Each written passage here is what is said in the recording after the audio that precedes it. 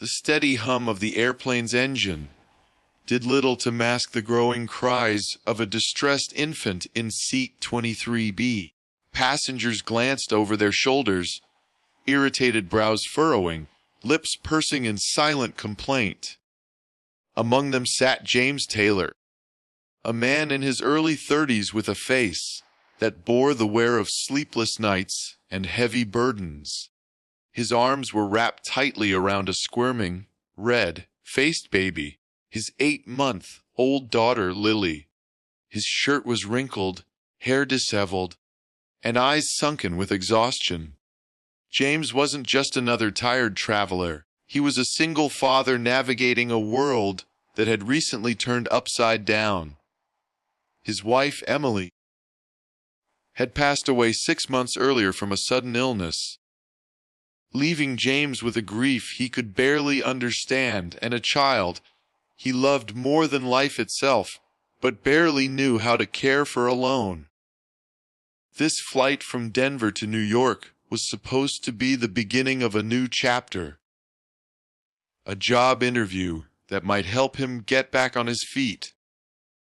But now, trapped in a crowded cabin, with judgmental stares drilling into him, and a baby who refused to be soothed, James felt every ounce of that pressure crushing down on him. He had already changed Lily's diaper in the cramped lavatory twice, tried feeding her, burping her, singing lullabies he barely remembered. Still, she wailed inconsolably.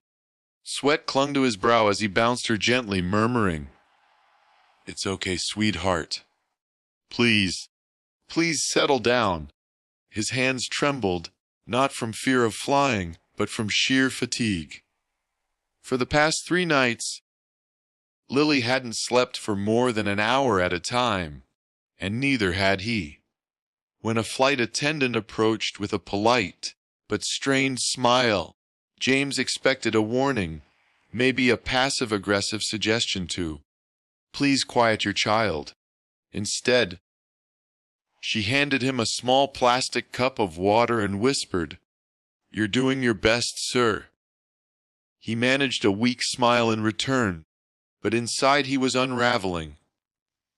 The moment Lily let out another ear-piercing cry, an older man across the aisle muttered loudly, "Some people should think twice before bringing a baby on a plane." James winced, his face burning with shame. He opened his mouth to apologize, but what could he say? That he didn't have a choice. That this interview might be the only way to afford formula next month. That being a father was the hardest, most terrifying job he'd ever taken on, and he was barely keeping it together. Before he could muster a reply, a soft voice interrupted from the row behind. "Excuse me?" the woman said, gently tapping his shoulder. James turned, startled. The woman appeared to be in her late 50s, with warm hazel eyes and silver hair pulled into a neat bun. She smiled, not with pity, but with genuine warmth. "May I?" she asked, gesturing to Lily. For a moment James hesitated, letting a stranger hold his daughter, but something in her demeanor, calm, confident, maternal, brought tears to the surface. He nodded slowly. "Sure. Just be careful. She's been fussy all morning." The woman extended her arms and took Lily with practiced ease. Within moments, the baby's cries softened, then stilled. James blinked in disbelief as Lily nestled into the stranger's arms, her tiny fists relaxing, her breathing evening out. "There we go," the woman whispered, gently rocking her. "She's just tired, and so are you, I bet." James leaned back, emotions crashing over him in waves. Relief, gratitude, even guilt. "I don't know how you did that," he said hoarsely. The woman chuckled softly. "I raised 3 of my own and 5 grandkids. You get a feel for it after a while." She looked at him kindly. "You're not a bad father, you know. You're just alone." And that's something no one should have to be when they're raising a child. James swallowed hard. My wife, she died 6 months ago. It's just been me and Lily ever since. The woman's eyes softened with sympathy. I'm so sorry. That must be incredibly hard. She reached out and touched his hand gently. You don't have to do this all by yourself. That single sentence broke something in James. He looked away, blinking furiously, but the tears came anyway. I try, he said quietly. But some days, I don't think I'm enough. You are, she said firmly. But even the strongest people need help sometimes. It doesn't make you weak. It makes you human. For the rest of the flight, she cradled Lily, while James finally allowed himself to close his eyes. He slept for the first time in what felt like days. His head tilted back against the seat, his shoulders slack with release. When they landed in New York, James thanked her profusely, tears in his eyes. You didn't have to do that, but you did. The woman smiled and handed Lily back gently. Sometimes, the smallest kindness can change everything. You take care of that little girl and yourself. James never even caught her name. But what she gave him in that brief encounter was something he hadn't felt in a long time. Hope. The memory of that flight stayed with James long after he stepped off the plane. In the cab ride to the hotel, as Lily dozed in her car seat, and the New York skyline blurred past the window, he kept thinking about the woman with the silver hair and steady arms. Her kindness had shaken him, not because it was extravagant, but because it was so rare.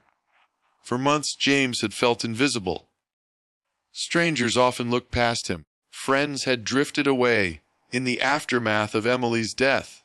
And even family members, well, meaning though they were, seemed unsure how to help. But this woman, a complete stranger, had looked at him and seen someone worth helping. That night in the hotel, James prepared for his interview while rocking Lily in her carrier. He reread his R.A. Summe, recited answers out loud, and practiced calming himself as he had tried calming her.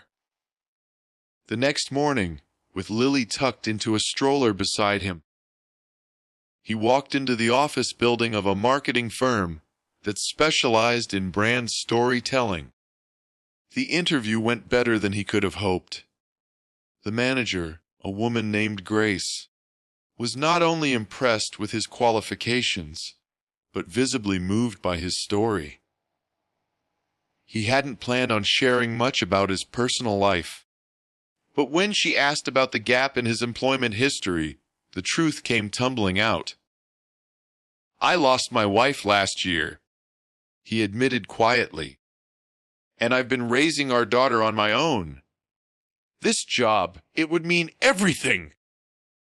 Grace's eyes softened. It's clear you know how to adapt, James. And resilience like yours is exactly what we need here.